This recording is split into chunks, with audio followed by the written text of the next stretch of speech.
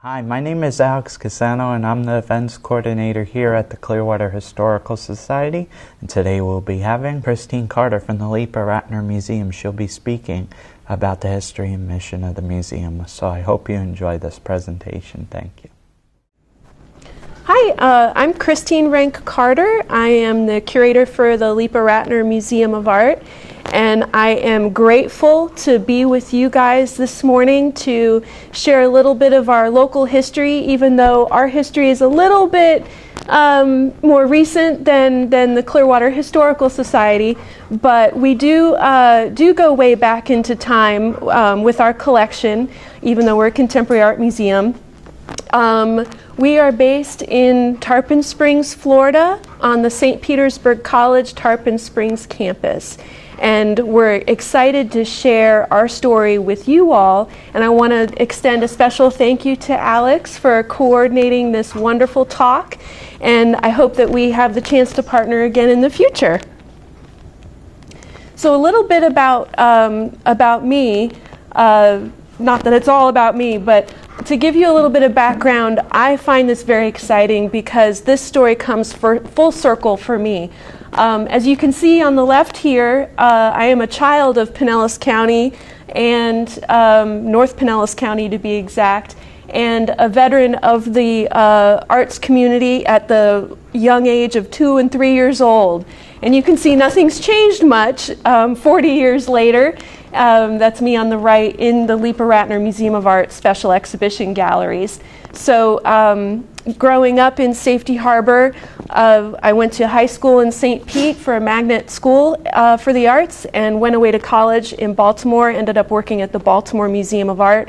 And the whole goal was to eventually come back to my community and share my experiences and the expertise I gained in preserving collections and working with the arts to kind of meld together a wonderful community-based museum where we can preserve the past and really work on the future.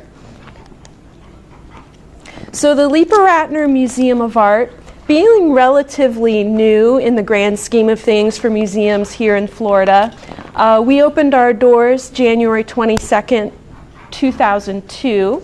And this was based on the generous support of Dr. Alan Leepa and his wife Isabel, who collaborated with the St. Petersburg College Foundation to build this arts complex for the St. Petersburg College Tarpon Springs campus.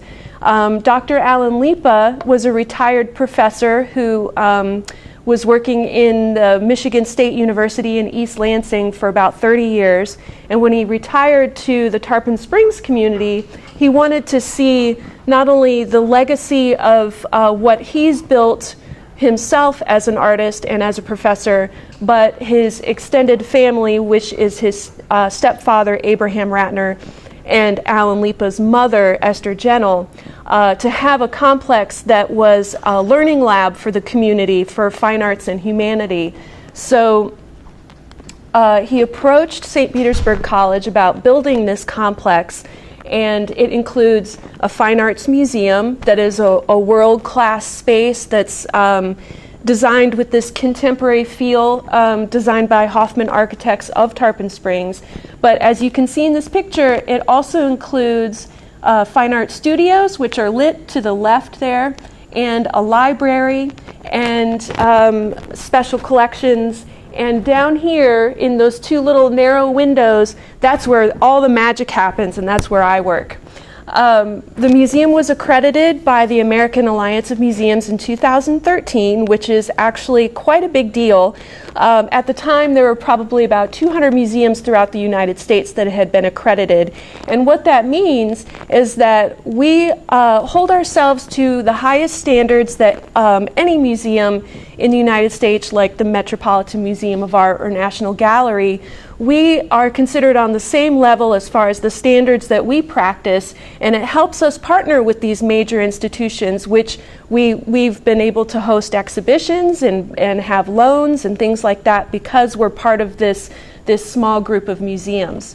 The architecture actually has won a couple of awards, including the Florida Architecture in 2012, 100 Years, 100 Places, and the Leepa-Rattner Museum of Art placed number 42 on that list. And incidentally, we will be celebrating our 20th anniversary in just a couple years, and so we're gearing up for some big things and to celebrate the art and architecture of Tarpon Springs with Ed Hoffman. So the museum's mission, we have an extensive exhibition program, but and our collections of contemporary art and modern art from the 20th and 21st century, we try to engage and inspire such a diverse community here in Pinellas County and in Pasco County through education and the enlightenment and the interpretation of our collections. And we offer our collections for research, for students, because we are considered an academic museum based on a college campus, but we are also available to scholars and visitors. Even though our mission is more based on modern and contemporary art, we also, from all over the world, we do have a focus of Florida artists and Southeastern fine craftsmen from the United States because of the Gulf Coast Museum of Art collection, which came to our museum in 2010, and that's how I actually came to the college and to the museum. So here you see, this is actually an interactive gallery that the museum has in addition to its galleries. It's got this education space. Unfortunately, due to the COVID-19 factors, this is in transition right now. But it's an amazing opportunity for children and actually people of all ages to literally walk through one of Abraham Ratner's paintings, which you see here is April Showers, and it opens up into this space where you can do hands-on activities. We have a student exhibition space in there, and we actually have a life-size reproduction mural of Pablo Picasso's Guernica. And this is actually an interactive program where visitors can sit down and look at the mural, and it lights up as the story of how Guernica came about and the Spanish War with lighted interactive components, and it's narrated in Spanish and English. So with that, with the education, we do focus on special programs that relate to our collection and to our special exhibitions. Right now, they're all virtual because of the pandemic, and we, in March, had to really rethink the museum, as I'm sure the Clearwater Historical Society has had to do, to try and get our exhibitions online while our museum was dark, and kind of reinvent the wheel on how we can engage our community and our students. We do consider ourselves a learning lab for all sorts of disciplines, and really try to promote not only fine arts and humanities, but we try to introduce math and science and technology and really integrate the art in everything that we do and everything that our students study. We often have psychology class come in and do scavenger hunts and try to rethink perception in different ways through physical artwork. We also have a great core of docents, and if you're ever interested in being a docent, you can just contact us. We have a great program that we now have put fully online, which is almost literally like getting your art history degree just by training to be a docent with the museum. And we also host art classes. Right now, some of our art classes are online, and our director, who has her PhD in ethnography, is teaching several courses online about the ancient arts, such as the Mayan and Polynesian traditions. A little bit about the physical space of our museum. We've got actually 10 galleries, which in this modern space, the architect had designed it to look like the bow of a ship. And when you think of a bow of a ship, there's that long projected bow that's always pointing towards where you're going. And with the museum, the bow of our ship faces the sponge docks of Tarpon Springs, which is just a couple miles down the road. And it's a wonderful nod to the community and to the sponge industry. But inside this contemporary architecture, it's like an intimate chapel of art. And our galleries are ever changing. With our collections, we actually have about 6,000 works of art in our collection. Everything from paintings and sculpture, prints, photography, drawings, and we actually, with our Abraham Rattner, Leepa, and Gentle collection, which is the founding core collection of this museum and why it was built, we have an extensive archive that Alan Leepa kept of his stepfather, Abraham Rattner, which goes back to the 1920s when he was a young man and making his way in the world, which I'll explore these personal stories in a little bit. So with our permanent collection galleries, we've got 4 rotating exhibition spaces where we host exhibitions that relate to our mission, which is exciting because it can be anything from modern art to Florida artists and anything in between. We've recently had a major retrospective of the late Marty Ballin, who was the founder of the rock band Jefferson Airplane. So you can see he was also a Florida artist, and that's why it tied to our mission. But we have an exciting array of contemporary exhibitions, but we always try to relate that to the context of what's happening in that time in history. With Abraham Rattner, he was a pretty well-known figure in his time in the 30s, 40s, 50s, 60s in the modern art movements, and living in Paris from 1920 to 1939, he befriended a lot of the modern masters that we actually know and recognize. He was good friends with Pablo Picasso, Marc Chagall, Jean Moreau, and so his collection, his personal collection, not only his own artwork, is a part of our collection. So we have modern masters along with everything else. When the museum opened in 2002, we also started collecting. So we had our base collection of Abraham Rattner, Leepa, and Gentle, but then we started receiving donations from collectors. So now we also have like Chihuly and major works like that. 2 of our galleries are actually dedicated to the Florida artists and fine crafts from the southeastern United States. This is based on the donation of the Gulf Coast Museum of Art collection, which came to the museum in 2010. And I will talk about the history of that a little bit more. But these galleries are a great way to celebrate the artists that are in our community. And this may go back to the 60s or 70s or 80s, but these artists are now in the prime of their career and have had museum careers, and the Gulf Coast Museum of Art had the foresight to collect these artists early in their career. And now the Leepa-Rattner Museum has taken this sort of time capsule of when the arts were flourishing in Tampa Bay, and we build on that to what's relevant now and the future of Florida artists as we go into this next generation of great Florida artists that are now moving to the area. So even though we're a contemporary art museum, I read recently in an article that was written about the museum and never heard this interpretation before because we're so focused on modern and contemporary art, that we're actually making history. Even though we're relatively young and we do focus on contemporary art, our collections are steeped in history. We do incorporate our extensive archives into the exhibitions when we can.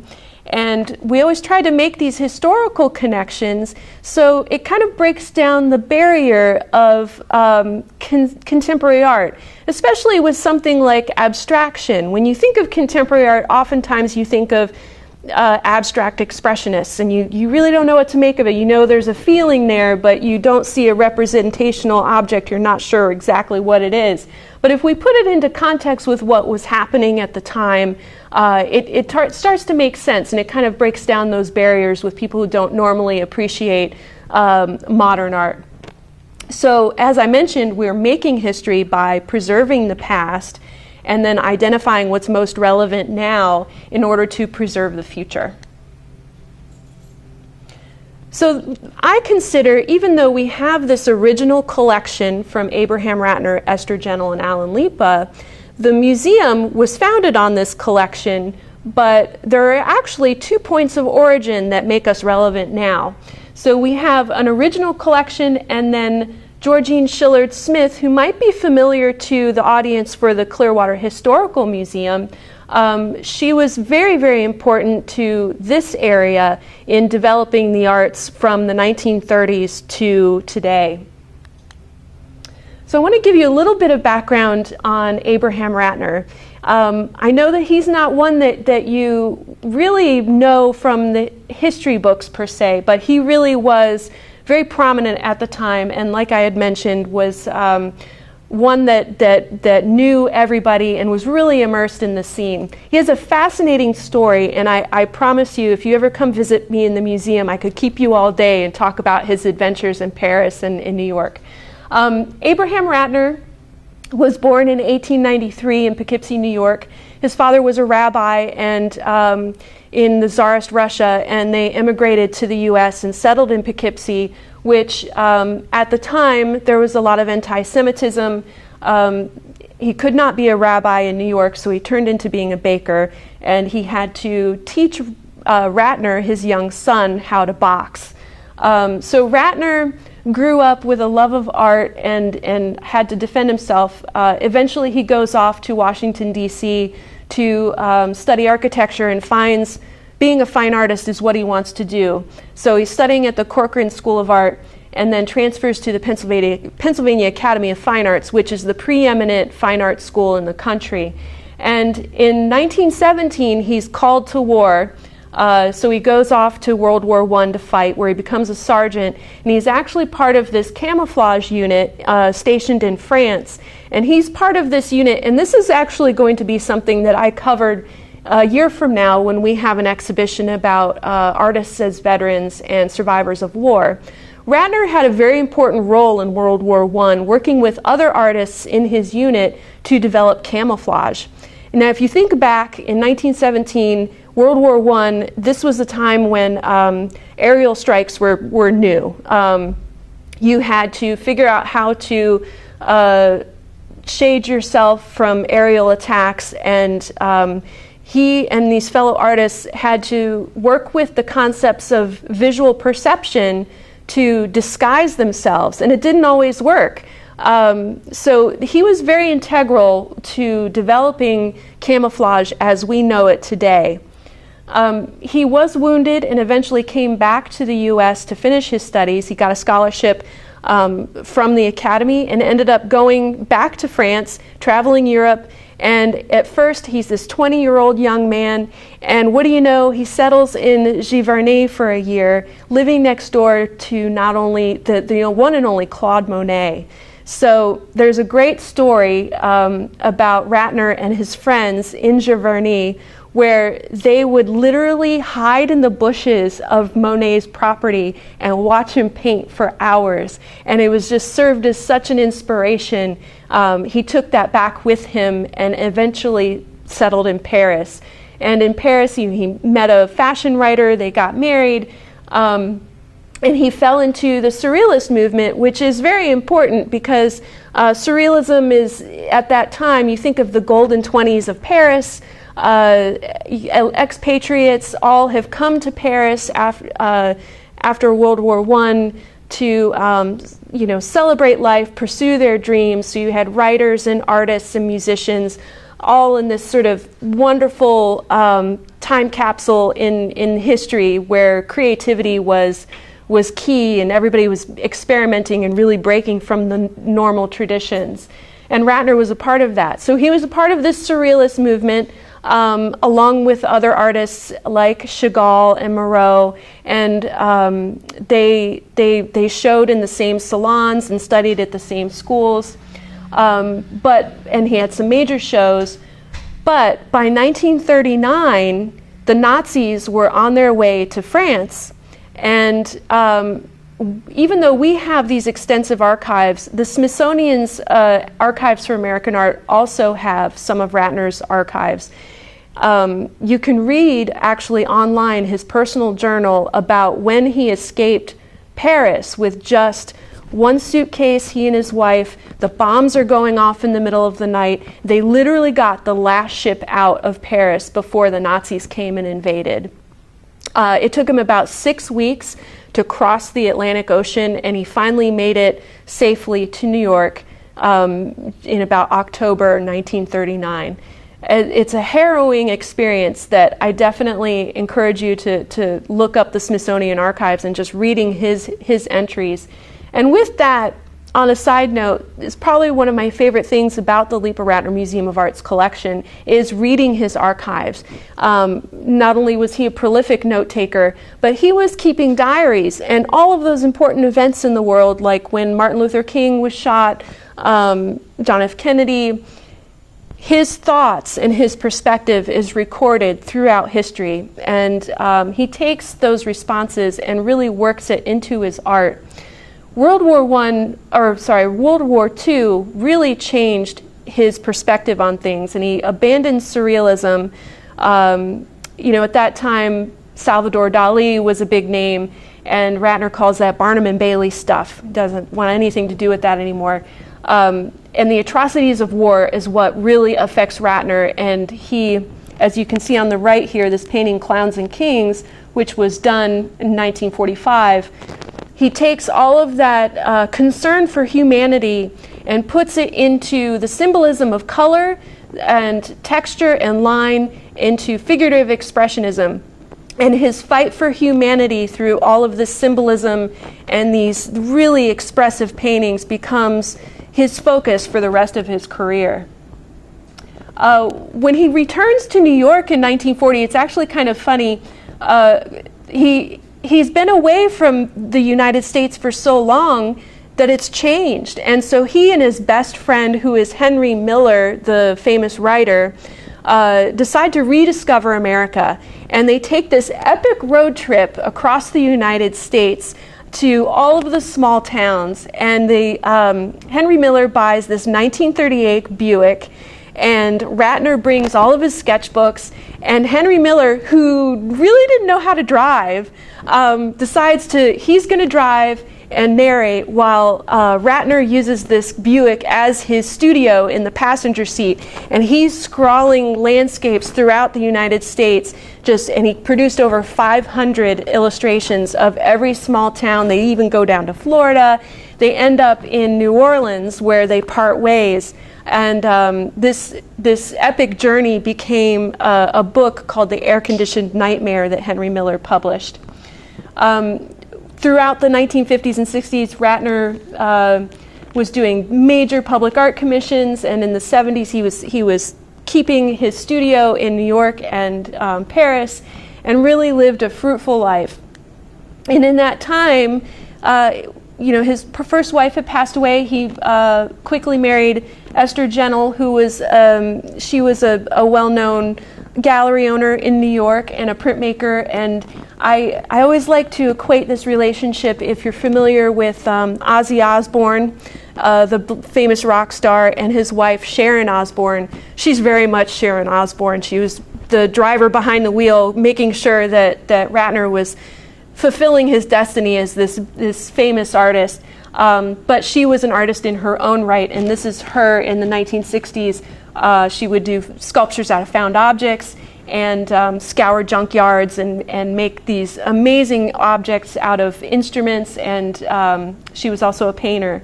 And her business, she had a gallery in New York, and she would work with these famous artists like Picasso and Chagall to reproduce their prints, and they would be sold at the Museum of Modern Art's bookstore. So a lot of those prints from the 40s, 50s, 60s, that was her working with those artists to get their artwork out in the world. Her son, Alan Leepa, from a previous marriage, is the founder of our museum. As I mentioned, he was an artist, he was an author and an educator, professor of Michigan State University, believe it or not, from 1945 to 1983. With that long career, he's seen a lot. His abstract paintings, this is Sunburst, which you can see if you come visit the museum. He was, a prolific painter, but he wanted to make sure that this family legacy was preserved, and we were lucky to have this in Tarpon Springs. Now, the second point of origin for our museum, the Gulf Coast Museum of Art, has a long local history. You guys might know about the Clearwater Women's Club from the 1930s, and they had established the art section of the Women's Club. That had formally incorporated in 1936 as the Clearwater Museum Association, and this lovely young lady, Georgine Shillard Smith, was the board president.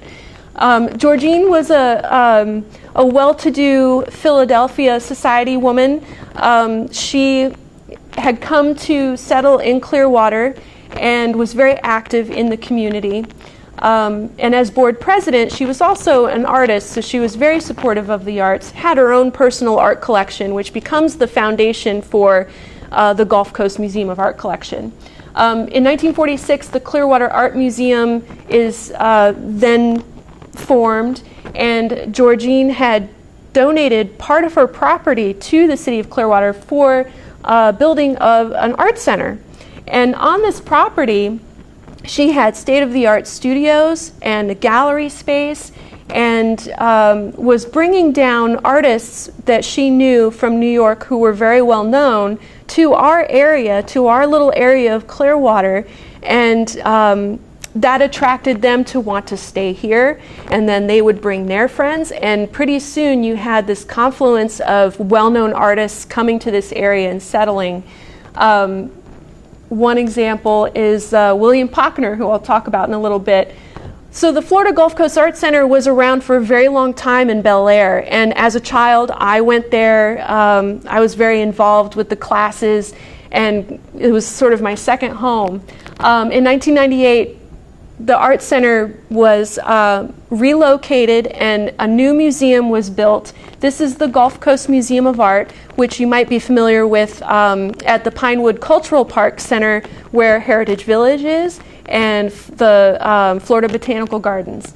And this big contemporary facility was around for about 10 years as the Gulf Coast Museum. They were accredited by the American Alliance of Museums.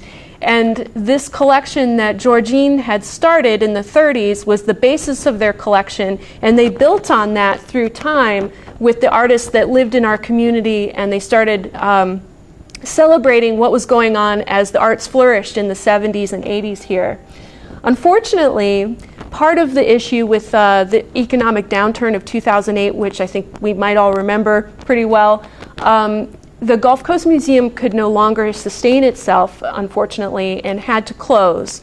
At the time, I was managing the collection and became the last person standing, faced with the closure of this institution that had been around for 73 years and was really an impact as a beacon for North Pinellas County. I had to manage its transition when it was ultimately given to St. Petersburg College, because we were faced with dispersing over 400 objects to museums all over the country, and this legacy would have been dissolved forever. So St. Petersburg College took this collection in its entirety so that it could be preserved for our community to enjoy. So I went along with that. They kind of put me in a display case and just transferred me over to the St. Pete College, and I became the curator of the collection there and established a collection for St. Pete College that included that museum's collection and other artwork that they owned. And the Leepa-Rattner received a significant portion of that collection. So it's all still under the umbrella of St. Pete College.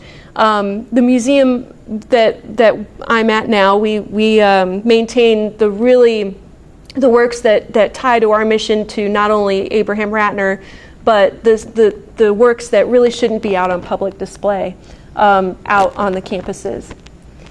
So you might know that we do have a pretty rich history that dates back to the late 1800s in this area as people were starting to settle here. The Gulf Coast Museum of Art collection really is a time capsule of when this started and all the way to the 2000s. You can literally see this evolution of the major artists that were coming here. In the 1880s, we had artists like Winslow Homer, who was really attracted to the area for its fishing and the wilderness. But George Inness Sr. ended up being so enamored with the area, he built a studio and a home on the Anclote River in Tarpon Springs in 1877. And this is a painting by George Inness called Home of the Heron from the 1883. That is a view of Tarpon Springs, and you see the steamship in the background, which is kind of interesting if you think about what that spot would look like. I'm sure there's a condo there now, but and a jet ski going by, of course, instead of a steamship. But it's a really interesting snapshot of that preserves what it was like in Tarpon Springs at that time. Of course, we all know Henry B. Plant, who bought the Orange Belt Railway and, of course, built the Bellevue Biltmore Hotel, and that was really close to the Florida Gulf Coast property that would eventually be set up. But it's interesting to how the Orange Belt Railway, not only was it operating for the orange industry, but it was really bringing pioneers and settlers through that line, and they started populating the different towns along the way. And so we really started to see a boom by the 1920s. Our communities were growing quite a bit with sort of this leisure class of people who could afford to be here, people who were maybe from the Northeast, taking the steamer ships and the trains down to Florida for vacation, and then finding their way along the Orange Belt Railway and settling in our cute towns. In the 1940s, you think about World War II, the tourism industry is booming after the war, and there was an influx of young veterans here that were studying art under the GI Bill at the universities. One artist who was influential at this time, a young man named Sid Solomon, who found Sarasota, settled in Sarasota, and in the 1960s, believe it or not, he was the first contemporary artist to be collected by a museum in the state of Florida. And the Museum of Fine Arts acquired this abstract painting of his, which is interesting when you think about the long history of art. And Florida is just recognizing, like in 1968, that they're going to start collecting contemporary art. And by the 50s and 60s, Florida becomes sort of this mecca for people from the East Coast to come down here on vacation or whatnot. You see this dialogue happening as dealers, collectors, and artists are coming to this area. Their friends are coming, and international artists are moving down here, like James Rosenquist, and bringing other people with them. William Pockner is one that was very influential in our area. Georgine Shillard Smith had his work in her collection, and he was a New York artist at the time. She invited him down to teach at the Florida Gulf Coast Art Center. He became the Art Center's first director, and he ended up curating this exhibition, organizing Pablo Picasso's first exhibition in Florida in the 1950s. The universities here play a huge role in attracting artists and internationally known people. You see Donald Saff right here was incredibly influential as a New York artist.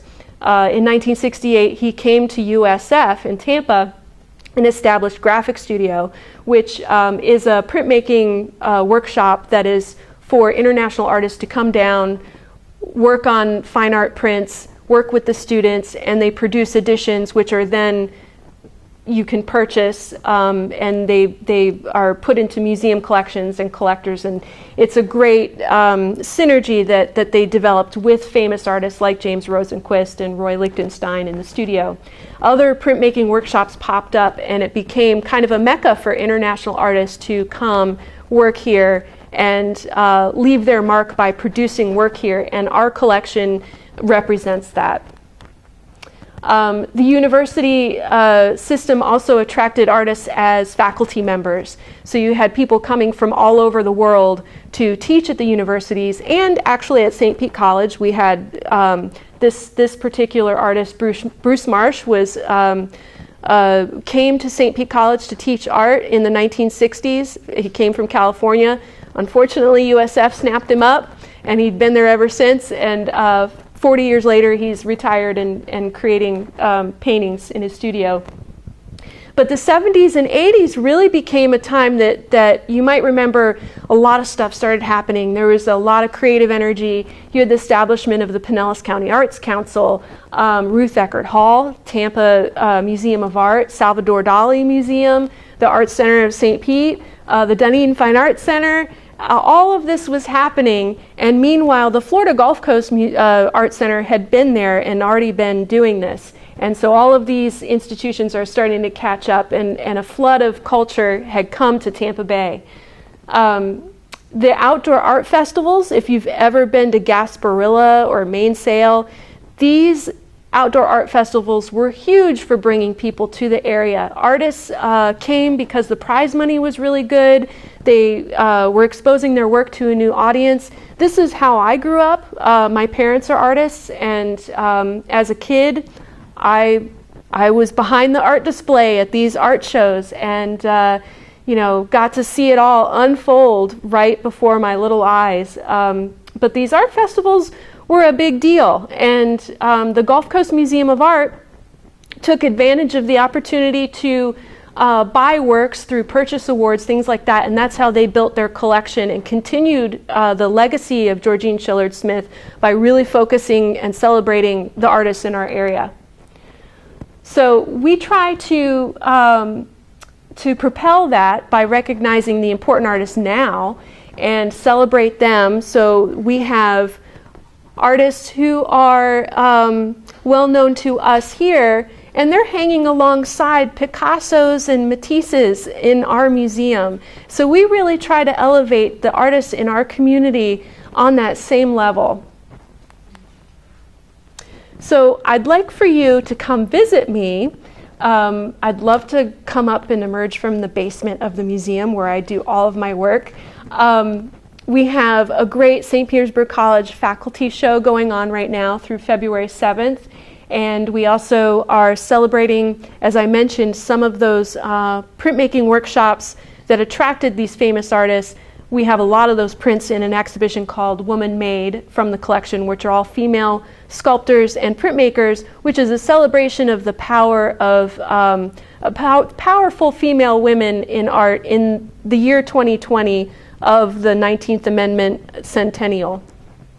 We also, in support of encouraging people to get to know the Constitution and the Bill of Rights, we've got an exhibition called Leonard Baskin, Leaders of the Constitution, 1787, which kind of explores the making of the Constitution so that when they can prepare themselves and educate themselves when it's time to go out and vote.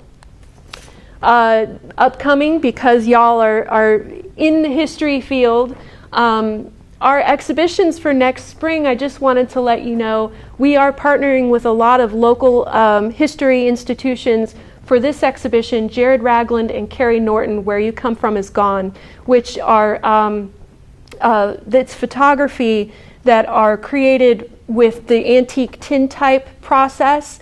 This artist, he's done a series in Alabama and now has done a series in Florida where he goes out with a portable studio to make these tintypes in the landscape of sites that were inhabited by Native American tribes that are no longer existing. And so he catches the ethereal qualities of those lands to remind us of who came before us. So we have a series of these images. He then blows them up into these humongous photographs so that you're really enveloped by these landscapes. So we've got Safety Harbor and Anclote Key and Egmont Key. And in these areas, we will learn about the native tribes that inhabited the lands around here. And to complement that, we have Native American portraits by Leonard Baskin. So definitely look out for that, because we'll have a lot of day trips and programs that go along with that.